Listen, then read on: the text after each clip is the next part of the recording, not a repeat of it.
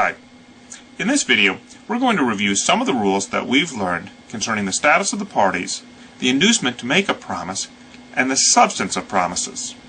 Let's start by talking about a number of rules making certain promises unenforceable, even if there is a basis for enforcement, even if there is an offer and an acceptance, and even if the statute of frauds has been complied with. The first rule has to do with infancy. We've seen that a promise made by a person under the age of majority, which is now 18 in most states, is voidable time after the person reaches the age of majority. So, for example, in Kiefer v. Howe Motors, Kiefer was allowed to rescind his purchase of an automobile which he had made at the time he was an infant. Second rule has to do with mental infirmity. The traditional rule is that a promise by a person who by reason of mental infirmity cannot understand the nature and consequence of the transaction is voidable. In Cundick v. Broadbent, Cundick sought to use this test, unsuccessfully, to rescind a contract he had made to sell a ranch and some other property to Broadbent.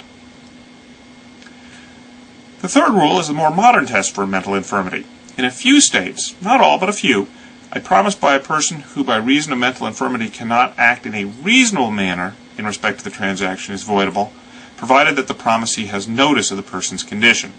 That was the argument in Ortelere v. Teachers Retirement Board. Mrs. Ortelere's husband argued that she could understand the transaction, but that she couldn't act in a reasonable manner with respect to it. Now, courts that accept the modern test also still accept the traditional test. So in those states, either showing is possible. Fourth rule has to do with public policy. A promise is void if its enforcement would violate a strong public policy. For example, a court will not enforce a promise to commit a crime or a tort, and the policies of each state may differ. In Black v. Bush Industries, we saw that the court refused to strike down a promise as void for public policy merely because someone was making too much profit. In O'Callaghan v. Waller and Beckwith Realty, the court did not strike down a clause exculpating landlords for liability from their own negligence on grounds of public policy, but in Henningsen v. Bloomfield Motors, the court did strike down a clause limiting the liability for injuries caused by the product. Fifth rule has to do with duress. We've seen that a promise induced by an improper threat that leaves the promisee with no reasonable alternative is voidable. Now, improper threats include threats to commit crimes or torts and threats to break existing contracts in bad faith. Some additional rules deal with modification without consideration. The pre-existing duty rule says that duties under existing contracts cannot serve as consideration for new promises.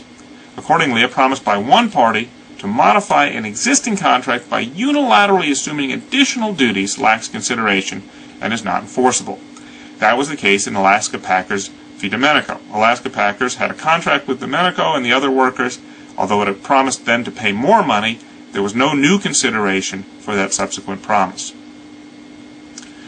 The pre-existing duty rule, however, does not apply if the parties cancel their existing contract and then form a new contract. That's what we saw in the Schwarzreich v. Baumann-Bash case. Now, of course, deciding whether the existing contract has been canceled or whether there's just been a subsequent new process is a very ambiguous process, as we discussed. In addition, some courts, not all courts, but some courts will enforce promises to modify contracts without consideration if the modification is fair and reasonable in light of changed circumstances. That's what we saw in Watkins & Son v. Carrig, where Carrig promised to pay additional money because the construction workers found rock when they were trying to dig a basement. Seventh rule has to do with fraudulent or material misrepresentations. A misrepresentation is a statement of fact as opposed to a mere opinion that is not true. A promise induced by a fraudulent or material misrepresentation upon which the promisee justifiably relied is voidable. Closely related is an act of concealment. A promise induced by an action intended to prevent the promisor from learning a fact is voidable to the same extent a promise induced by a misrepresentation of the fact would be voidable. So if you cover up facts, it's just like you're saying those facts don't exist or aren't true. The ninth rule has to do with non-disclosure of facts in special circumstances. In general, a promise is not voidable merely because the promisee failed to disclose facts to the promisor. So, for example, in Swinton v. Whitensville Savings Bank, Swinton couldn't rescind the contract merely because Whitensville Savings Bank didn't tell him that the house had termites. A promise may be voidable, though, if it is induced by a half-truth, where the promisee misleads the promisor by disclosing some of the facts but not all the facts. That was the case in Canavas v. Nino. In that case, the seller disclosed that the property was being used as an apartment building, but didn't disclose that use violated the zoning rules. A promise also may be voidable if it's induced by a non-disclosure of facts where the promisor and promisee can expect full disclosure based on their confidential relations. So, for example, although the bank didn't have to make disclosures to Swinton in Swinton v. Whitensville Savings Bank, a lawyer, for example, might have to make full disclosure to a client. A lawyer could not rely on the bare non-disclosure rule.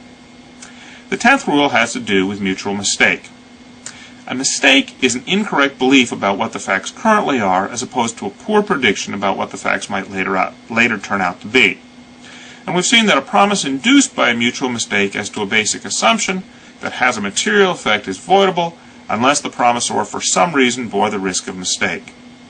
In Sherwood v. Walker, for example, the parties both assumed that a cow was sterile when in fact it was not only fertile but it was pregnant. The court therefore allowed the seller to void the contract and get out of the deal.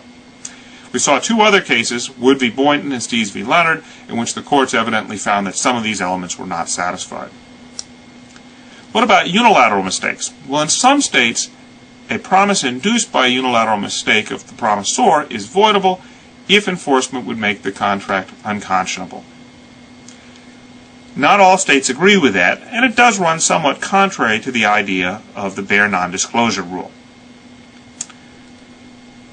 Finally, we talked about unconscionability. We saw that a court may refuse to enforce a term of a contract or the complete contract if the term finds that the term or the contract was unconscionable at the time the contract was made.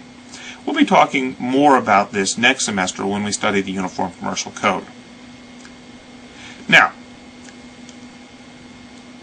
let's discuss unenforceability as a defense or as a basis for rescission. The general rule is that a person who has made a promise that is unenforceable under one of the preceding rules may assert the rule as either a defense or as a basis for rescission. Here are the basic patterns of argumentation. If the defendant wants to assert unenforceability as a defense, here's what happens. The plaintiff claims that the defendant made a promise and didn't keep it. For example, Walker promised to sell Rose the cow and then refused to convey her. The defendant's defense then is that the promise is not enforceable under one of the rules stated above. For example, the promise is not enforceable because it was induced by our mutual mistake that Rose the cow was sterile. But unenforceability can also be a basis for rescission. Here the plaintiff says, the court should rescind the contract and restore the status quo because my promise was unenforceable under one of the rules stated above. For example, the court should rescind my promise to pay Fred Howe Motors for a car, ordering Fred Howe Motors to return my money because I was an infant at the time that I made the promise. Now, one complication that we saw has to do with restitution. The general rule is that to obtain an equitable remedy like rescission, a plaintiff must do that which is equitable. Accordingly, a plaintiff seeking to rescind a contract often first must make restitution of any benefit conferred by the defendant. However, a court will not require a plaintiff to make restitution in situations where justice does not require it. Now, what would be an example of that? Well, an infant generally must make restitution when rescinding a contract based on infancy. For example, Kiefer had to return the car to Fred Howe Motors. But a court will not require an infant to make restitution if the subject matter of the contract is no longer available. If Kiefer had destroyed the car, he wouldn't have to make restitution. Now, there is one exception. The exception is that an emancipated minor has to make restitutions for necessaries conferred by the defendant, even if the subject matter no longer is available. The worry is that otherwise no one will give necessaries to emancipated minors. Now let's talk about form contracts. Here's a definition. Promises made on pre-printed forms often are called form contracts. In addition, if the party who prepared the form refuses to agree to any changes in the form's terms, the form is often called a contract of adhesion. Now, what are the rules with respect to form contracts and contracts for adhesion? Well, for the most part, promises made in form contracts are treated like other promises. Accordingly, a party may enforce a promise in a form contract even if it's a contract of adhesion, provided that the party can offer acceptance, consideration, and compliance with the applicable statute of frauds, and the promise is not unenforceable for any of the reasons stated above. There are, however, 3 special rules or principles that may apply in litigation over form contracts. The first has to do with adequate notice, and that is that a person does not assent to the terms printed on a form if the person does not have reason to know that the form contained contractual terms. We saw an example in the Clark v. H&M parcel case. In that case, Clark's agent was given a ticket by the H&M parcel service, but he didn't know that the ticket contained contractual terms. Accordingly, the court held that Clark was not bound by those terms. The second principle is the principle of strict construction. In choosing among reasonable meanings for terms in a form contract, courts will select meanings that disfavor the person drafting the form. I think we saw an Galligan v. Arovich case. In that case, it was pretty clear that the landlord intended to exculpate himself from all liability for injuries. But his form didn't quite say that. It said only if he fell on sidewalks. And Mrs. Galligan fell on the grass, and so the court read the contract strictly and interpreted it against the landlord, concluding that the clause did not apply. The final principle has to do with public policy and unconscionability. And that principle is that courts are more likely to invalidate terms on grounds of public policy or unconscionability in adhesion contracts than in other types of contracts. And I think we saw an example of that in the Henningsen v. Bloomfield Motors cases. It's not that you can't argue that non-form contracts violate public policy or that they're unconscionable. It's just that a court might consider the lack of bargaining power of the parties to be one of the factors in deciding that the entire deal is unfair. Now, what might be the pattern of argumentation in a case involving a form contract? Well, let's suppose a plaintiff sues to enforce a form contract. Often, the contract is going to contain an exculpation clause that a defendant wishes to invoke as a defense to a tort action. So you can have it either way. Either the plaintiff's trying to enforce the contract, or the defendant is trying to use some aspect of the contract as a defense.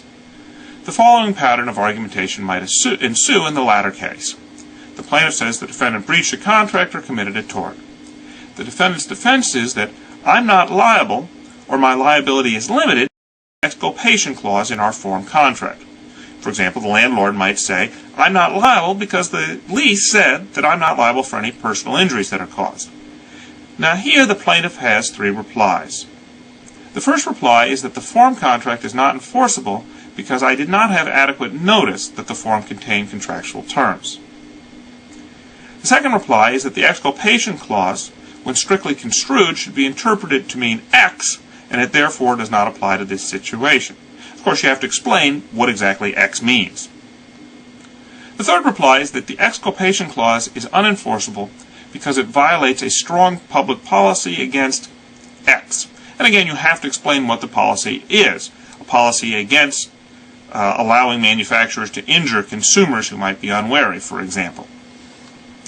And the final reply is that the exculpation clause is unenforceable on grounds of unconscionability because X. And here you have to explain why the term is simply grossly unfair. Those are some of the rules that we've learned concerning the status of the parties, the inducement to make a promise, and the substance of the promise. Thank you very much for listening.